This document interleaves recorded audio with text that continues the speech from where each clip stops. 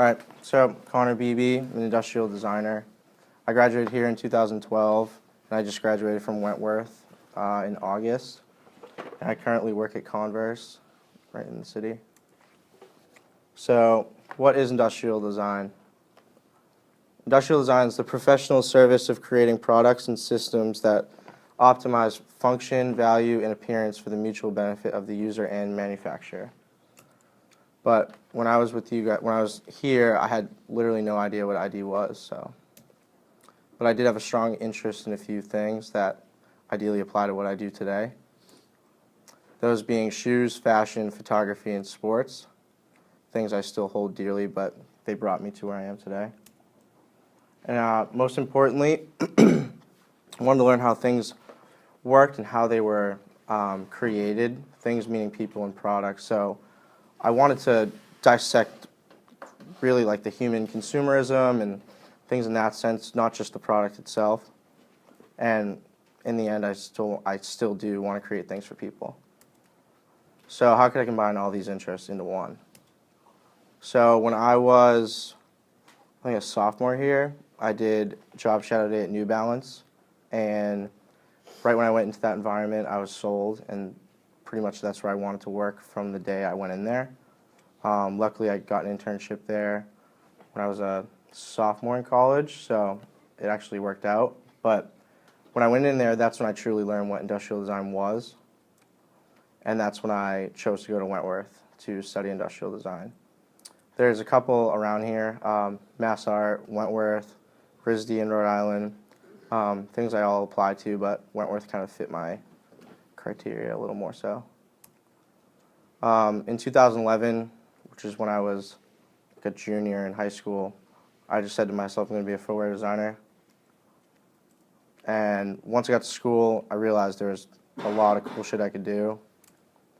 I leave this page scattered because this is what I truly realized when I got into school, that there are so many options within industrial design, being furniture, apparel, color theory, automobile design, electronics, surfboard craftsmanship, retail, vacuums, like literally anything you touch, see, feel, sell, buy is related to industrial design. This quote sums it up pretty well from the Industrial Designers Society of America. The role of the industrial designer is to create and execute design solutions for problems of form, function, usability, physical ergonomics, being touching and feeling, marketing, brand development, sustainability, and sales. And these things all run true, especially now that I'm in the real world. In college, it was more about form, function, usability, ergonomics, but now that I'm in the actual market for these things, you do have an opportunity to get within brand development, sustainability, sales, and these things are all actually hit heavier than some of those others. This is something my friend and I put together while we were in college that runs you through like the design process and what I do today and what I've done in school, etc. So when you first have a design problem, you want to discover the problem and identify it. This can be anything from global problems to why the door handle doesn't work. It can be you use this same tactic in any sort of product problem. Here, second is research, gather insights and information about the population you're targeting, which for some design firms can be the bulk of their entire existence. There's a design firm in Boston called IDEO who is one of the best in the world, and their research is just as important as their product design. So it's a huge industry.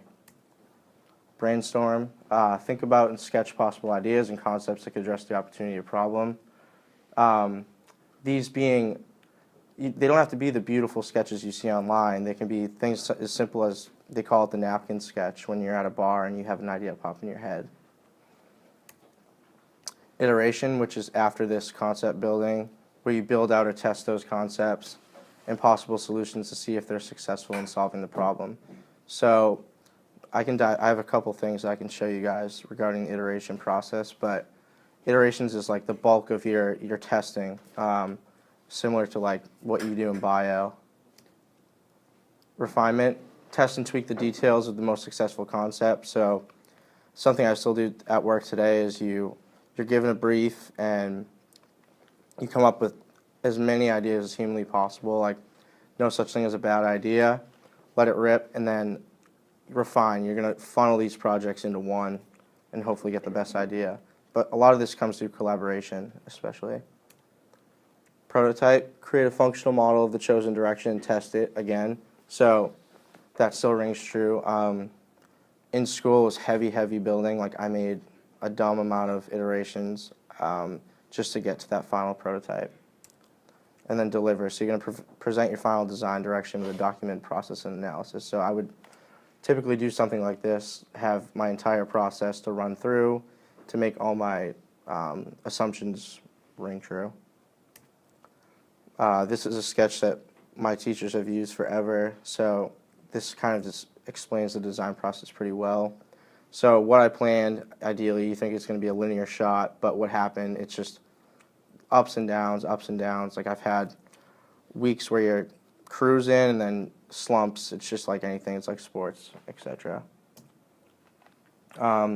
This kind of rings true. These are some photos I have from college. Think, sketch, make, repeat, which is something I still live by. It takes a lot of time in the preparation in the beginning. Like, I do a lot of pinup. I do a lot of research online, research personal, talking, etc. And then sketching doesn't have to be beautiful. Like, I would lay out just rolls on paper and just sketch with a Sharpie, and then you start refining, and then you're making. So making meaning it could be hacking wire together, or you're actually in the shop building. This is my class from school, which my family support system, etc., and everyone's doing their own different paths, and it's cool to see that we all kind of live by that little mantra and we're one together. I studied abroad with these guys, which has helped me grow as a designer. And then I guess I'll go into my work now. While I was at school, I worked for a company called OpsCore, which was a military accessories design company in Boston, which was like under government control. So I can't really show any of that stuff, but it was, OpsCore designs a lot of the helmets that you see today with the mandibles in the front, and I was designing a lot of the soft goods accessories that went along with the helmet itself.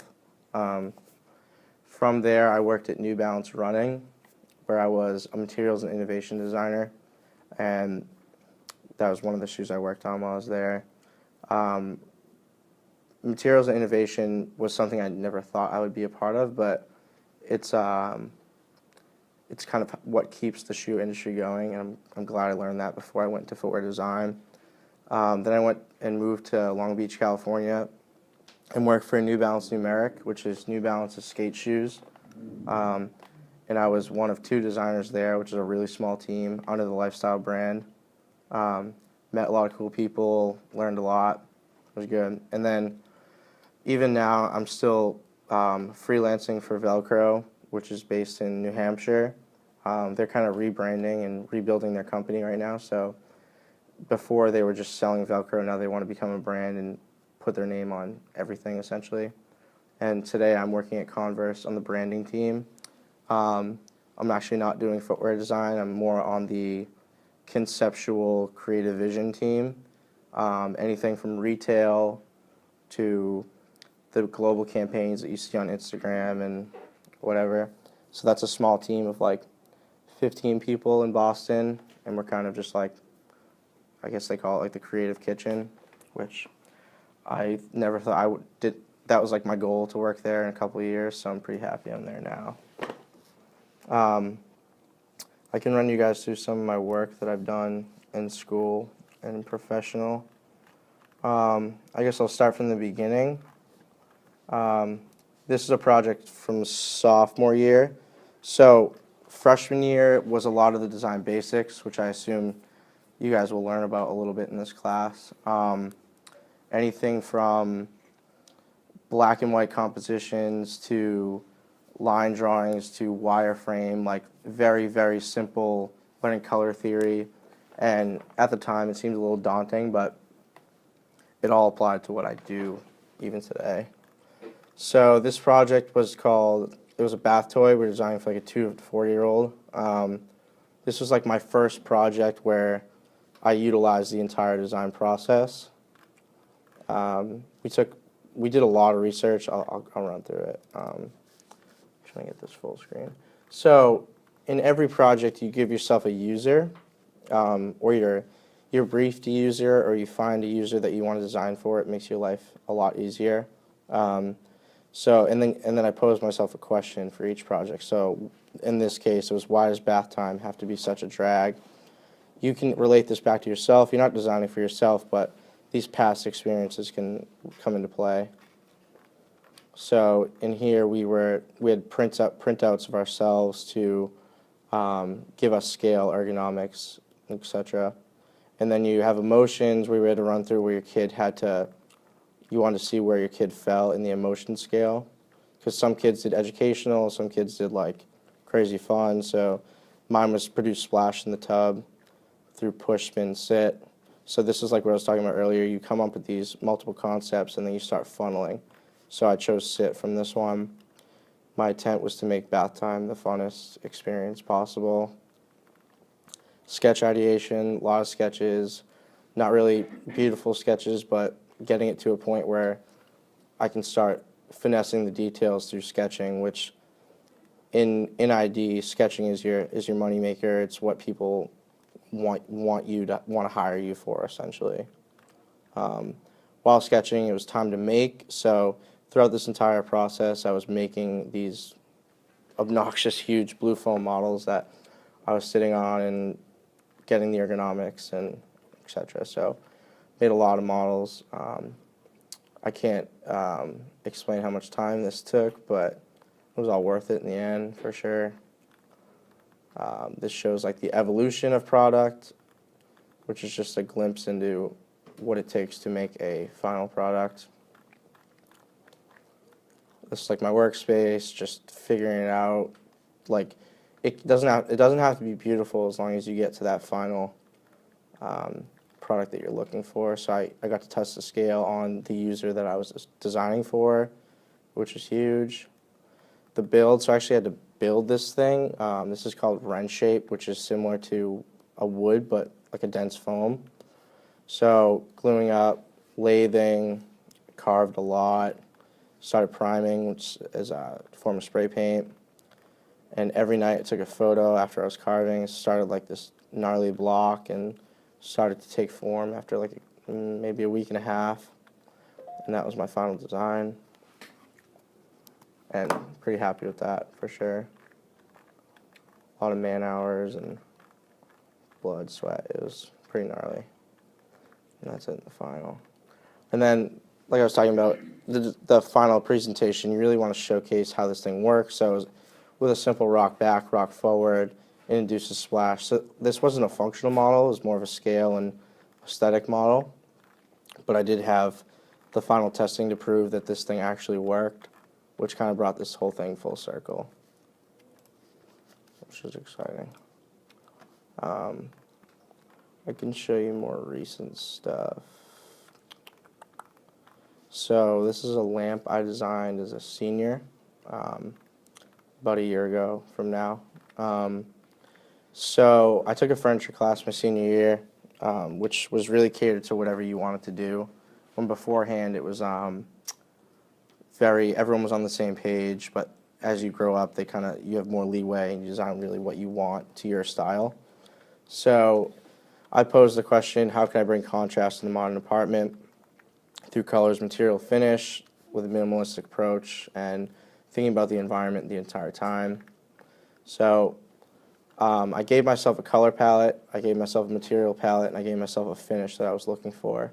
Pretty much giving myself guidelines because there was no teacher or boss telling me I need this by this time, which I do deal with now. So this was a more freelance project, which is something I still do today.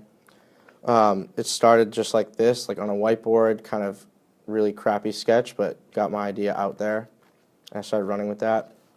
It's another good example of kind of how I start pretty ratty and move forward to that iteration process. So starting with the pinup, like I was talking about, gluing things as markers and wire together just to get my idea and scale down, to simple balsa wood, and then using a measuring tape with a 2x4 to get this angle and proportion that I was actually looking for within my final design.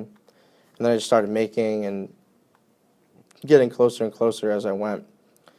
Throughout this entire time, sketching a lot, starting small and then refining into final product. This is when I started diving into CAD exploration, so utilizing a program called Rhino, I brought all my findings in and can quickly iterate. So I don't like to dive into this too early, but once I get my sketches to a point where I'm happy, I'll go into CAD, which is something I use a lot at work today. So everything, I'm getting my details here, which you'll see in a bit, untrue. So this is the point where I kind of step back and show what I'm really trying to showcase. So I wanted to adjust. I wanted to achieve this balance with a weight in the back, and this was a PVC model that I made, which I translate into metal in the end. This is the concept approval, which I showed to my teachers before I really dove into the making, showing this design, showing the proportions that I really want to run with. And then it was to welding and cutting the frame. So once this frame was welded, I had a lot of work to do. I carved this back and Bondo primed and tried to get a beautiful finish. A lot of spray painting. This really showcases my build. A lot of woodworking, a lot of plastic, a lot of spray painting. I collaborated with engineers for pouring concrete. It was like a 4-week project, but it was pretty long. I can't get a full photo here, but it's a GIF of showing how it works.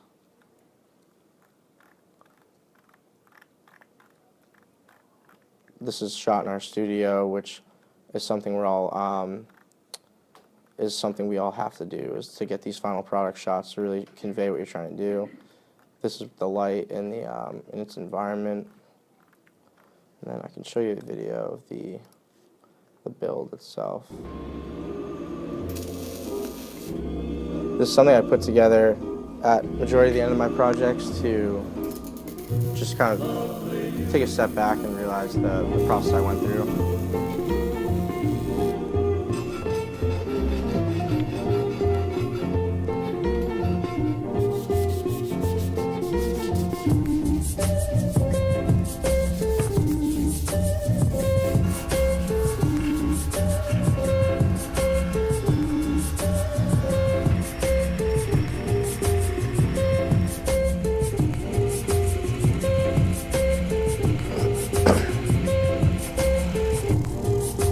And all of these tools are in my shop at school. Some concrete.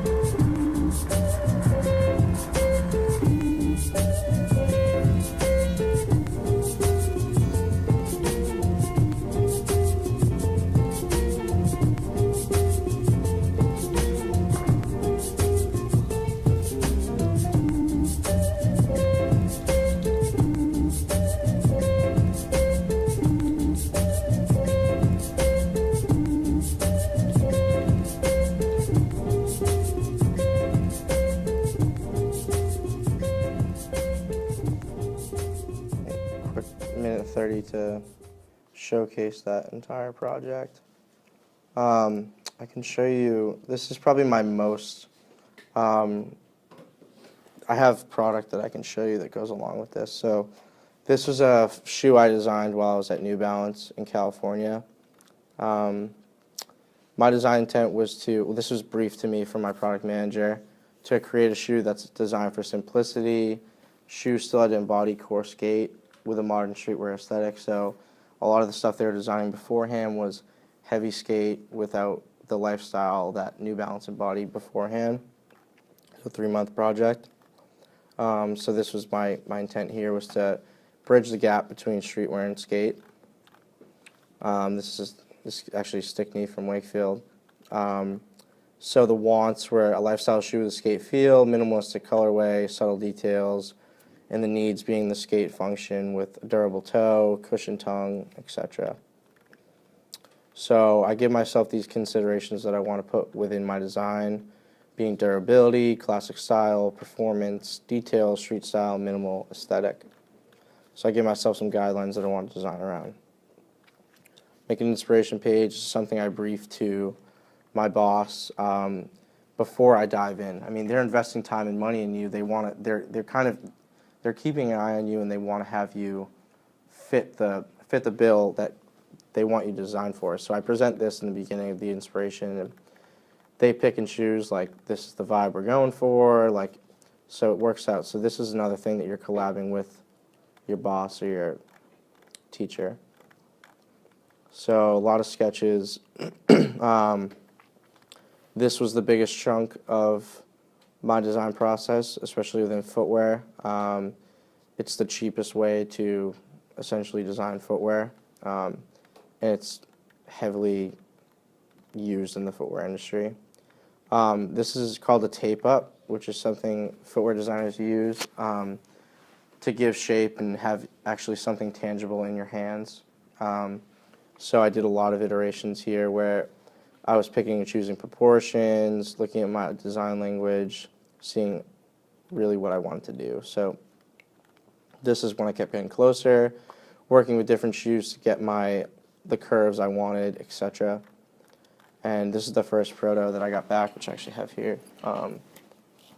So proto meaning from my sketch I designed a tech pack, which a tech pack is something that is used in apparel, footwear, to ship off to Asia, essentially. So the tech pack was an Illustrator file that I really dissected every single thing of this shoe. With a line drawing, I'm calling out every single thing that is within the shoe. It's probably the most daunting part of footwear, but to get a proto back, you really need to, like, make it as simple as humanly possible. I guess it's like you guys presenting like a research project. Like, you want to have everything in there. But you guys can pass this around if you want. Moving on to that. So I guess I'll explain the shoe. So I wanted to have like a linear line language here, working with the New Balance N. I was given this proportion at the N, which is what New Balance runs with. I wanted a reveal in the leather. I changed a lot of things on this shoe, but this isn't the proposed colorway. This is just what they have to get you proportions to work forward. Moving forward into colorway and design that I actually wanted, I pulled some more inspiration. I actually sent this file to Asia. I'm like, this is kind of the vibe I'm truly trying to go for. So this is the final proto, which I also have here. And this shoe is going into production, I think, next summer. So I'm still quietly still working with them to move forward with the shoe. But I brought this reveal over. If you can still see the other shoe, I brought this leather detail over, brought this tab up, working with these details here. So it's still a suede, which I'm aiming for a leather. I was given an existing outsole, which I can show you one that I designed after. Within skate, you want to have like a reinforced toe because that blows out in skate. So I had a double stitch here. Trying to just pin all these details in this final proto, and this is still something I'm working with today.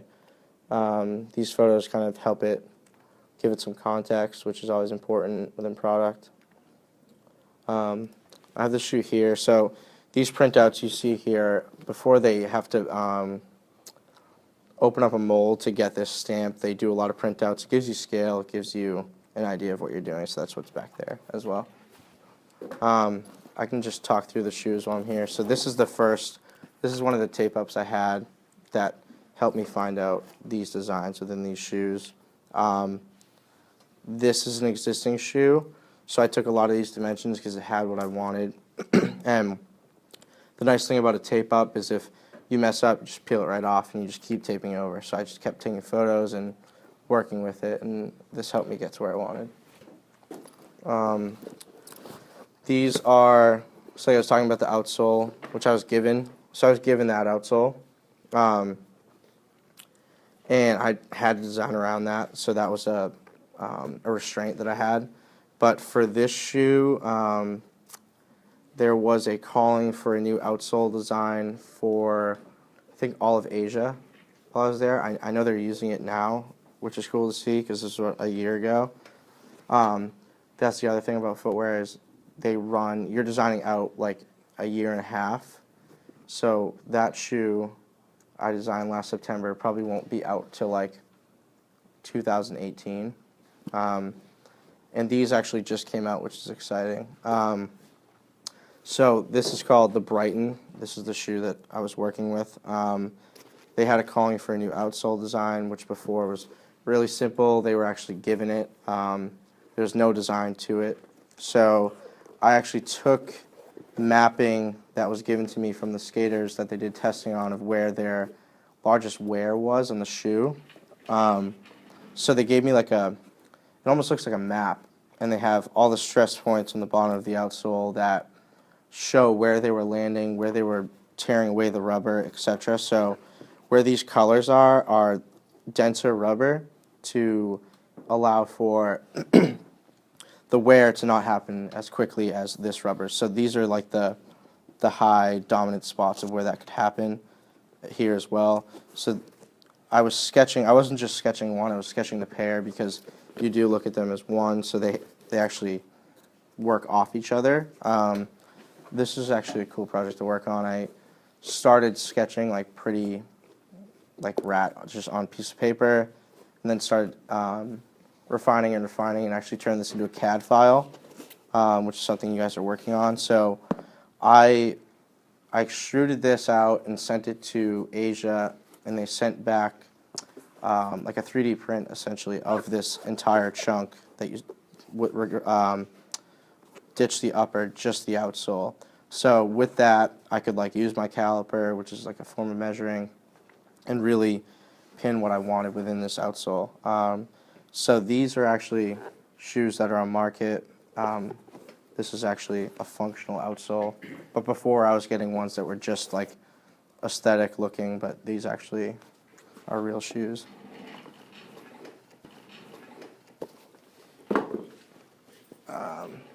If you guys have questions, you can let it rip. How are you doing for time? Good. Around 15 minutes. Cool. Yeah, I'll run. So, how do you know, like, the aha moment? That's a good point. We actually studied that at school, like the aha moment this summer. That is a good question. I don't know. A lot of these. There's so many steps Yeah, there are. Go through. Yeah, a lot of these, like, I mean, I was like not sleeping. I was really, really invested in this work. Kind of dug a hole to get all this stuff done. You become so invested, like my friend explains it pretty well, that like your project pretty much becomes your child after a while. And I think just collaborating with my classmates and stuff, you kind of hit points where like stuff just isn't working out, and then you have days where like things just start clicking. So I think regarding the aha moment, it's just, I think once you start, well, no, I gotta step back. You're gonna have so many input from everywhere that, like in school, your teacher was saying something different, your other teacher was saying something different, your friends are doing something completely different than you are. You need to like kind of step back and really see what runs true to you. I think with a lot of these, it was seeing if my design lined up with what I gave myself as a brief, which I think in the end was how that aha moment becomes true. Like even the video, like those things like that you see the whole path of your project kind of take shape. That's when you know. I mean, I think you don't know if something's like really ideal, but you definitely know when you fail, and you know when something sucks for sure. Our teachers always say to like fail often to get to that aha moment, which is what you do through sketching and making those models. I think for me, it comes down to a lot of making is when I know something works, because you can sketch for days and you can always be on a piece of paper, but once you have something in front of you, that's when it becomes real. Footwear is hard because you're working with Asia and it's not coming back to you as quickly. When in school I had something like right in front of me. At Converse right now I'm designing a lot of the retail, something I don't see immediately. But I think once working with my boss and we're kind of fleshing things out, that things do start coming full circle for sure. Yeah, I can run through. This one's kind of long. Here's my thesis, which I designed like a napping product, which was a lot of research, which I can go through. This was a packaging product that I designed while I was in Berlin, Germany. We were given a brief to design for this like nonprofit organization, which I can run through. It's like a kind of cool project. Called L-Work. So they were nonprofit disabled people pretty much designing and packaging soap for Berlin, and we collaborated with them. So once again, dove into sketching. This was just a quick 2-week project, which is at the time was really intimidating, but kind of pulled forward. So talking about the aha moment, I think it probably came through sketching on this one, where I was like, while I'm in Germany, people are infatuated with the beer culture. So I kind of designed it around a 6-pack, being like a 3-pack of soap. Ton of models, starting with just like a pizza box to a refined final model. This is another product scenario, trying to narrow down my design, and then this is the final product. So the inside has information. You learn about the user, you pick your soaps, and then you walk out essentially like you pick yourself a 6-pack, like in a liquor store. I don't know what to show you. I designed a bird feeder, which we learned about manufacturing. I guess this is some CAD that I know you guys are working with. So we designed robots, refining, with each one like more and more details. Keyshot, which is a program for rendering. A lot of different details. So this is actually what it looks like when you don't see the beautiful stuff. It's just quick sketches. This is a water bottle we designed, which was just an exercise. This is actually a cool project. We were given sketches from the Children's Museum in Boston, and we essentially had to bring them to life, and then we 3D printed them and gave them to the kids, which is really cool. So this was like my first stab at a rendering and drawing of this kid. So my teacher and I ran through it. We were like talking about tightening these things up and beefing the arms up. So a lot of the stuff is like overlays on existing product, and then diving into more and more renderings of this thing. And these we actually sent to the kids and like got them all hyped up, and it was actually really cool. Kind of brought their little sketches to life. I don't have any photos of the 3D print, but it was a cool little project.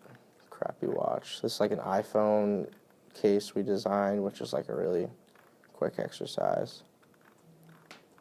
What 3D program did you use? Rhino. Right. Yeah, it's good. Rhino Max, I think it's called. I actually still use it at work today. It's like, I guess, industry standard. It's either that or SolidWorks. So SolidWorks gets more into like nitty-gritty details, more engineering, and Rhino's more for like the pretty stuff, which is, I guess, what I'm doing at work now, which is rendering and showing suppliers that this is what it could potentially look like. Do you guys have any questions regarding any of this stuff? What's up? This is kind of more of, I'm not sure if you know, but with like electronics and stuff, where do you think like the best place to study abroad would be? Electronics. I mean, I assume Asia, which is like the capital of that stuff, but I'm not sure actually. I think that you'd have to pick if you were gonna study here first, you know. I think the abroad thing was a nice addition to what I do and have done, but you're going for the program. I wouldn't say you're going for the abroad experience, you know. But there's some good programs around the country. SCAD in Savannah is really good. RISD in Rhode Island. Savannah, that's in Georgia, which is really good. What's in California? The Art Institute. Mass Art and Wentworth are like across the street from each other. They're small. I mean, they're small. I started with 75 kids and graduated with 35. So you got to be pretty invested in it for sure. Kids kind of drop like flies, but it was definitely a good experience overall. I mean, the man hours that you put in Yeah, must be. it was. I didn't go out for like 2 years, like literally. Sophomore, junior year, I kind of dug a hole. I guess I can run you through my thesis. So, thesis was like a year product. A lot of research, which was like 3 months of research. So it was inspired by studying abroad, where I wanted to catch a nap wherever I could because I was always on the move. I met with this guy named Gary Fireman, who was a teacher at Suffolk, and he's a sleep specialist. Told me a lot about sleep deprivation. I learned that you need sleep, which we all know. So the thing that I got out of all this research was that a nap can help.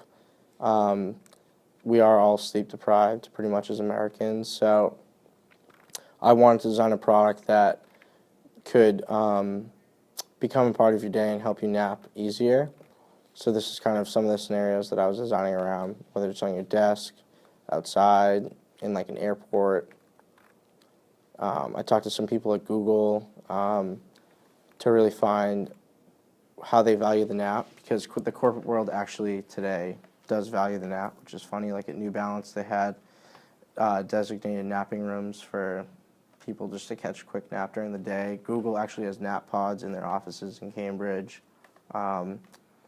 Converse, I don't think, has dove into the nap thing yet, but it is actually a thing. This was a really cool insight. This woman who works in Asia said that at noon, like, the entire office is shut down and people are just sleeping on their desks for like an hour, which is really cool. This helped me move forward with my design.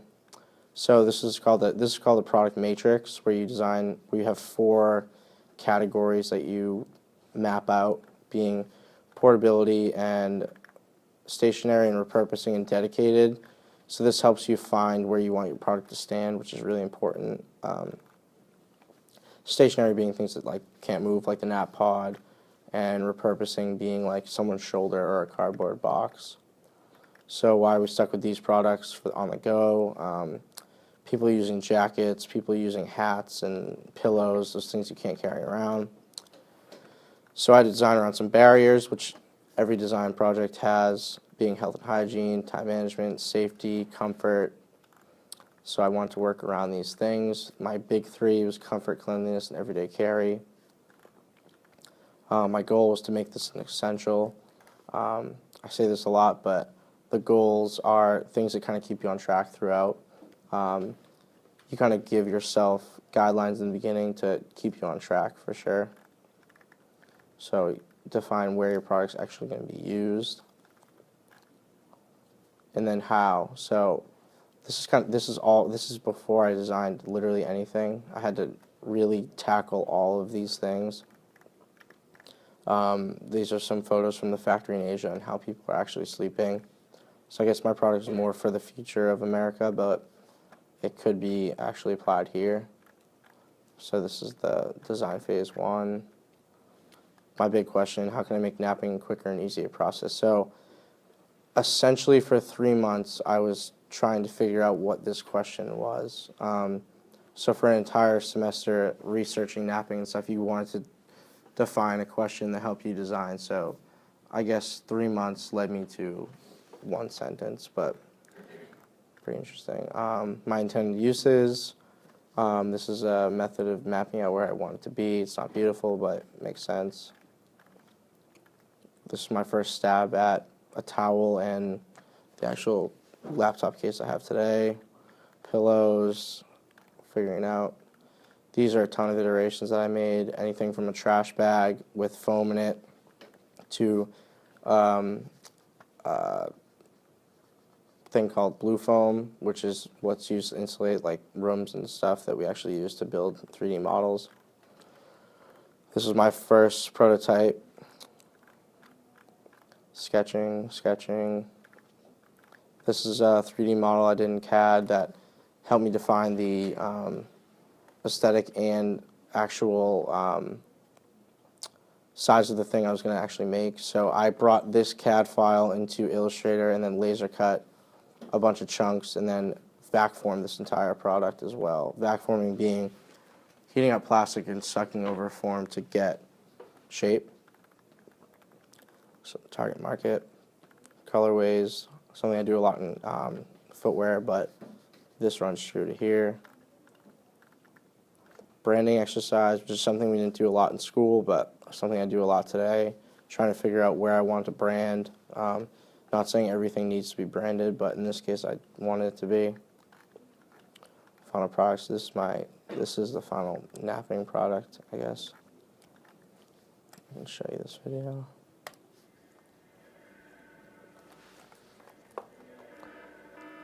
This kind of helps it put it in perspective.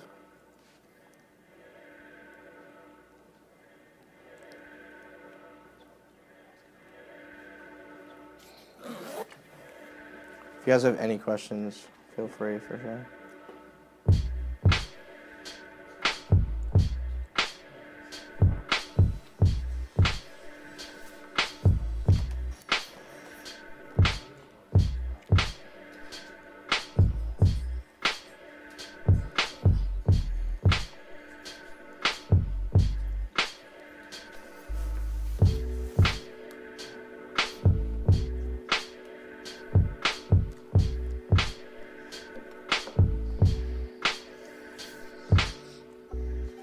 My goal of this video is to show like the 24/7 life of this product.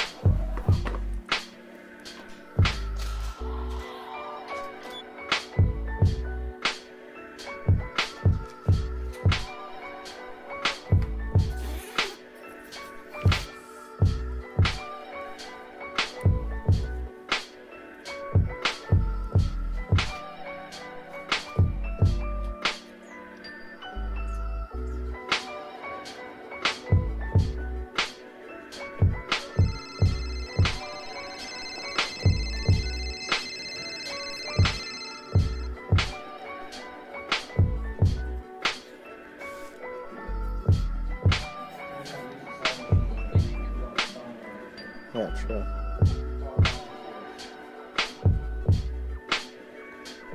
And the video was skills from TV1.